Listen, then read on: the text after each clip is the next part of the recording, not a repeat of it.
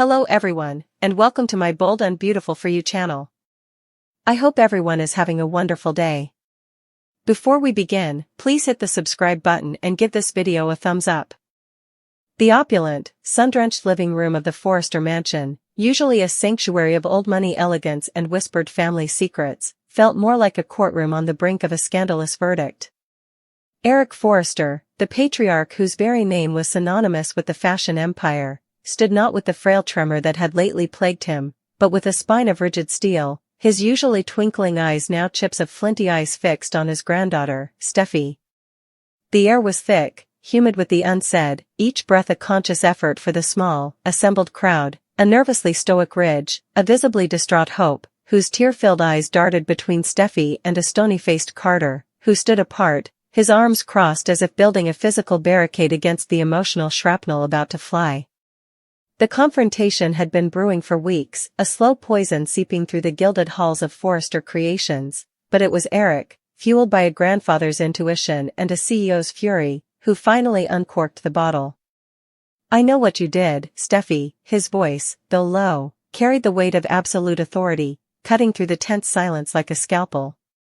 Steffy, ever the master of composure, attempted to mask a bewildered innocence, a delicate frown gracing her features as she spread her hands in a gesture of pure confusion. "Grandfather, what are you talking about? What could I have possibly done to warrant this ambush?" But Eric didn't flinch, he took a deliberate step forward, his gaze never leaving hers. Don't you dare play the wounded fawn with me. I'm talking about the hope for the future line. I'm talking about the anonymous tip to WWD that leaked the entire spring collection a week before our official reveal.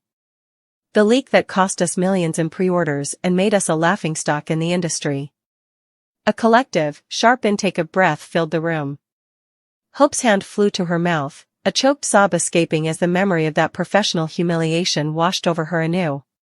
Ridge moved to stand beside his daughter, a protective hand on her shoulder, his voice a low warning. "Dad, that's a hell of an accusation. You can't just throw something like that at Steffy without proof."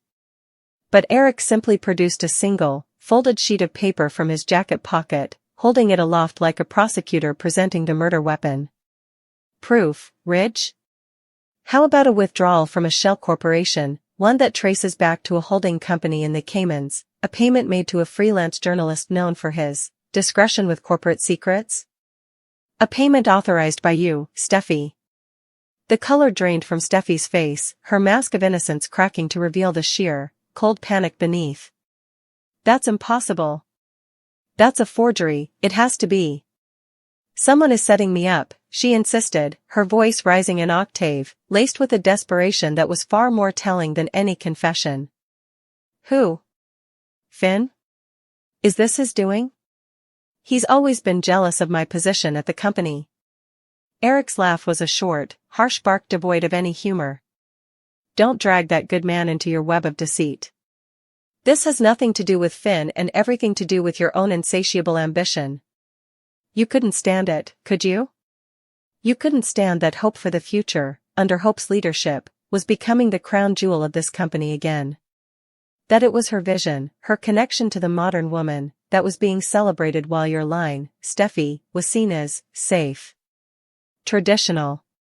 You were being overshadowed in your own home, and you decided to burn her house down rather than build your own higher." Each word was a precise, calculated blow, and Steffy staggered under their weight, her composure shattering completely. "It wasn't like that. It was for the good of the company. Her designs were, they were derivative, they were bleeding the budget dry for sentimental, uncommercial garbage.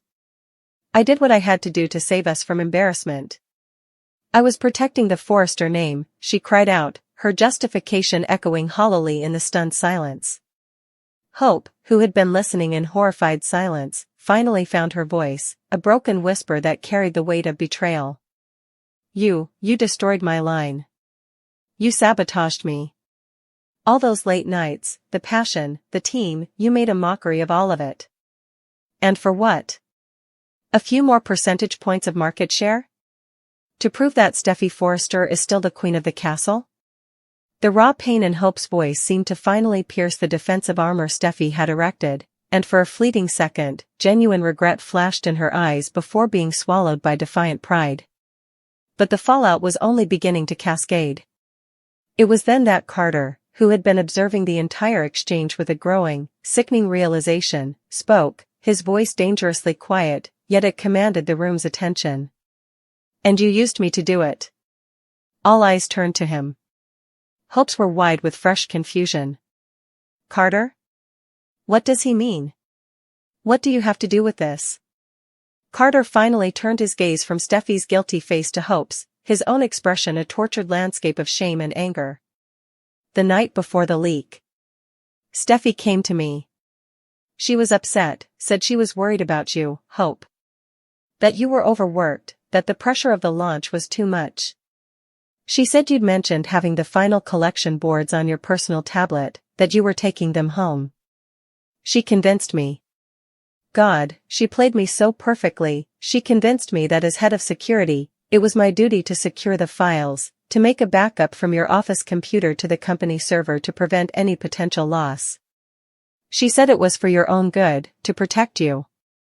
The pieces clicked into place with horrifying clarity for Hope. You gave her the files. You gave her the access to leak them." Carter nodded, the motion heavy with self-loathing. "I didn't know. I swear to you, Hope, I thought I was helping." She spun this whole story about being a concerned sister-in-law, about family looking out for family. "I never imagined. I would never intentionally hurt you or your work." He turned his furious gaze back to Steffy. "You didn't just betray Hope. You betrayed my trust. You manipulated my position, my sense of duty, and you made me an unwitting accomplice in destroying the woman I." He trailed off, his eyes flicking back to Hope, the unspoken word love hanging in the air between them, now tainted and broken. "The woman I care deeply for. I became the weapon you used to stab her in the back." The revelation was the final, catastrophic blow. Hope looked from Carter's anguished face to Steffy's defiant one, the twin betrayals from her lover and her rival crashing down on her with unbearable force. "So it was both of you," she whispered, her voice trembling with a heartbreak so profound it seemed to physically shrink her. "The two people I trusted. You conspired together to ruin me." Carter rushed to correct her, his own heart breaking at the misinterpretation. "No, Hope, it wasn't like that. I was her pawn, her dupe. I had no idea what she was planning. But the damage was irrevocable. The trust, that fragile, beautifully built thing between them, lay in splinters at their feet." Hope shook her head, fresh tears streaming down her face. "It doesn't matter, Carter. You were the one with the access. You were the one who handed her the knife. Whether you knew she was going to use it or not, you still enabled her. I can't look at you right now. I can't be with someone whose judgment is so easily clouded, someone who could be so carelessly used as a tool to destroy everything I've worked for." She wrapped her arms around herself, turning away from him, her shoulders shaking with silent sobs. "Hope, please," Carter pleaded, taking a step toward her, but Ridge moved to block his path, his expression a mixture of pity and stern finality. "I think you should go, Carter." Defeated, his career and his relationship in ruins, Carter gave one last, long look at Hope's turned back, then shot a glare of pure venom at Steffy. "This isn't over," he vowed, before turning on his heel and striding out of the mansion, the heavy door closing behind him with a sound of utter finality. In the aftermath, the room was left with the wreckage. Eric, his point made and his justice served, looked old and tired again, the fire of his confrontation spent. Ridge was left to grapple with the monstrous actions of his daughter, the golden child who had fallen so far from grace. Steffy stood alone, exposed and vilified, her plot laid bare for all to see, the temporary victory of her sabotage now tasting like ashes in her mouth. And Hope, utterly broken, wept for the professional dream that had been stolen and the personal love that had been shattered, all in one devastating, expertly plotted move, the echoing words "I know what you did," a scar that would forever mark each of their souls. The silence in the wake of Carter's departure was heavier, more profound than any shouted accusation could ever be. It was a physical presence, a thick, suffocating fog of betrayal and ruin that settled over the grand room, making the air difficult to breathe. Hope's quiet sobs were the only sound, a heartbreaking counterpoint to the furious, thrumming tension. She stood with her back to everyone, her frame trembling, a solitary monument of grief in the center of the family storm. Ridge, caught in the impossible chasm between his daughter and his father, let out a long, weary breath, the sound of a man watching his entire legacy crumble in front of him. He looked from Steffy's defiant, yet crumbling, posture to Hope's devastated one, his loyalty tearing him in two. "Steffy," he began, his voice gravelly with disappointment, "how could you? This isn't just business rivalry. This is malicious. This is a betrayal of this family, of everything this name is supposed to stand for." Steffy, finding a last reservoir of fight, whipped her head toward him, her eyes blazing. "Don't you dare lecture me about the family name, Dad. I am the family name. I have fought for this company, bled for it, while she jabbed a finger in Hope's direction, waltzes in with her Hope for the Future charity project and acts like she's the second coming of fashion Jesus. She was going to run this company into the ground with her naive, touchy-feely designs. I did what you never had the stomach to do. I made the hard decision to cut out the dead weight." Her justification, so cold and calculated, seemed to hang in the air, shocking even Ridge into a momentary silence. It was Eric who responded, his voice now laced with a deep, profound sadness that was far more powerful than his earlier anger. "That is not your decision to make, Stephanie. I am the CEO. I am the patriarch. Your ambition has blinded you to the point where you would sink the entire ship just to prove you're the only one who knows how to captain it." Hope's line was profitable. It was innovative. It connected with a new generation. You were threatened by that connection, by her success, and you chose to destroy it rather than innovate yourself. He shook his head, a gesture of ultimate dismissal. "Effective immediately, you are suspended from all your duties at Forrester Creations. You will have no access to the design office, the executive floor, or any company accounts. You are to leave this house and not return until you can offer a genuine, unqualified apology to Hope and to this entire family." The finality of the sentence landed on Steffy like a physical blow. Suspended. Banished. Her power, her identity, stripped away in an instant. For the first time, true fear flickered in her eyes, cutting through the anger. "You can't do that," she whispered, but the fight had gone out of her voice, replaced by a hollow tremor. "I am a Forrester. This is my company too. Right now," Eric said, his tone leaving no room for appeal, "you are a liability. And this family cannot afford your brand of loyalty." He turned his back on her, a gesture so dismissive it was more brutal than any shouted word, and walked slowly to the window, staring out at the manicured gardens as if searching for a piece that had just fled the premises. Ridge, seeing the utter demolition of his daughter, felt a father's instinctive need to protect, but even he knew the line had been crossed too far. He simply looked at Steffy, his expression a complex map of love, fury, and profound failure, and gave a slight, almost imperceptible shake of his head before turning his attention to Hope.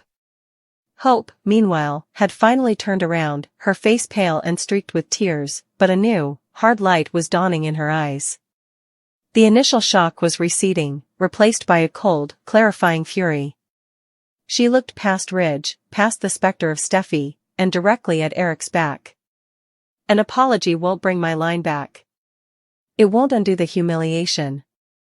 It won't rebuild the trust of our retailers." Her voice was quiet, but it was steady, and it carried a newfound steel. "Steffy's suspension, it's a start. But it's not justice. It's damage control."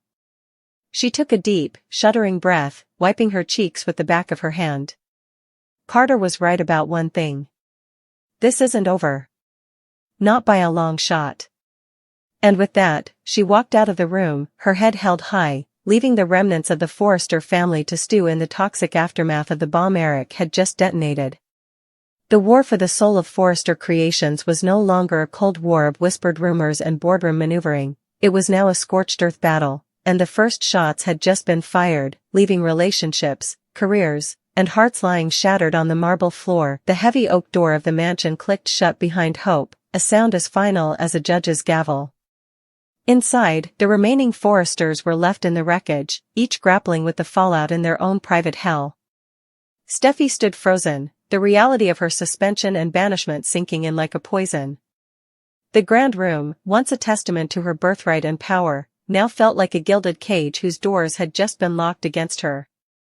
Her father's gaze was a physical weight, a mixture of profound disappointment and a lingering, helpless loyalty that only made her feel more alone. She hadn't just broken rules, she had broken his image of her, the brilliant, formidable daughter who always, eventually, landed on top. This time, the fall felt endless. "Dad," she started, her voice stripped of its usual confident edge, now just a raw plea. Ridge held up a hand, silencing her.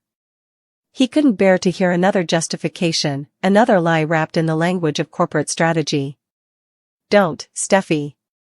Just, don't. Your grandfather's word is final. You need to go. Now." The command was quiet, but absolute. There were no more battles to be fought here today, the war was lost. Defeated, her shoulders slumping under the weight of her catastrophic miscalculation, Steffy turned and walked toward the foyer, the echo of her heels on the marble a funereal drumbeat marking her retreat. Outside, the bright California sunshine felt like an insult to Hope. She stumbled down the manicured path, her vision blurred by a fresh wave of tears, this time not just of hurt, but of a raging, betrayed fury. She fumbled for her phone, her fingers trembling so violently she could barely dial. The line rang once before a concerned, familiar voice answered. "Hope? Honey, what's wrong?" It was her mother, Brooke. The sound of that steadfast, unconditional love was the final thread to snap. "Mom," Hope choked out, leaning against the rough bark of an ancient oak tree for support. It was Steffy. She was the one who leaked the collection. She paid someone, she set the whole thing up to destroy me. The story tumbled out in a frantic, broken cascade, Eric's confrontation, the damning proof, Steffy's twisted confession, and then, the final, soul-crushing blow. And Carter, Mom. Carter was the one who gave her the files. He didn't know, he swears he didn't know, but he did it. He handed her the weapon she used to stab me in the back. A fresh sob racked her body. I ended it. I had to. How can I ever trust him again? Meanwhile, Carter didn't go home. He went straight to the one place that reflected the storm inside him, the Forrester Creations office, now dark and silent on a Saturday. He strode through the empty design studio, past the mannequins draped in Hope's beautiful, leaked creations, each one a mocking monument to his own gullibility. He reached his own office, the head of security placard on the door now feeling like a sick joke. He slammed the door shut, the sound echoing in the cavernous space. With a roar of pure, unfiltered rage, he swept his arm across his desk, sending a monitor, a stack of files, and a framed photo of him and Hope crashing to the floor. He braced his hands on the now empty desk, his chest heaving, the image of Hope's shattered, tear-streaked face burned onto the back of his eyelids. He had been played. Used as a blunt instrument to bludgeon the woman he loved. His honor, his integrity, his judgment, all of it had been effortlessly manipulated by Steffy Forrester's ruthless ambition. The self-loathing was a hot, acidic tide in his gut. He had to fix this. He had to find a way to make Steffy pay, to prove to Hope that he wasn't just a fool, that he could be the man she needed him to be. This wasn't just about a broken relationship, it was about redemption. Back at the mansion, Ridge finally broke the silence that had settled between him and his father. Eric still stood at the window, his posture weary. "Dad," Ridge began, his voice low. "Suspending her, it's the right call. But you know she won't go quietly. This is Steffy. She'll regroup. She'll come back fighting." Eric didn't turn around. "Let her," he said, his voice quiet but resolute. "She needs to learn that this family, this company, is not a throne to be won by any means necessary. It's a legacy to be nurtured. And right now, Hope is the one nurturing it. Steffy was trying to salt the earth so nothing else could grow. He finally turned, his aged eyes meeting his son's. My decision isn't just punishment, Ridge. It's protection. I'm protecting the company from her, and I'm protecting her from herself. The chessboard had been violently upended. Steffy, the once untouchable queen, was in exile, but far from defeated, already plotting her counterattack from a temporary prison of her own making. Hope, the wounded pawn, had just been transformed into a vengeful player, with the full, furious support of her mother and the Logan family behind her. And Carter, the knight who had been moved into the wrong square, was now a rogue piece, driven by a desperate need for atonement and a burning desire for retribution. The battle lines were drawn not just in the boardroom, but in the very heart of the family. Eric's "I know what you did" was not an ending. It was the first, earth-shattering tremor of a war that would consume them all. The fallout from Eric's confrontation did not settle, it metastasized, spreading its toxic tendrils through the lives of everyone it touched, transforming personal anguish into public spectacle and private vengeance into corporate warfare. Steffy did not slink away into the night. She marched into her temporary residence at the Cliff House, the silence there a roaring accusation. Finn, concerned by her frantic, cryptic call, found her not weeping, but pacing like a caged tiger, her phone pressed to her ear. "No, you listen to me," she hissed into the receiver, her voice a low, dangerous vibrato. "My grandfather is being manipulated. This is a Logan coup, and I will not stand for it."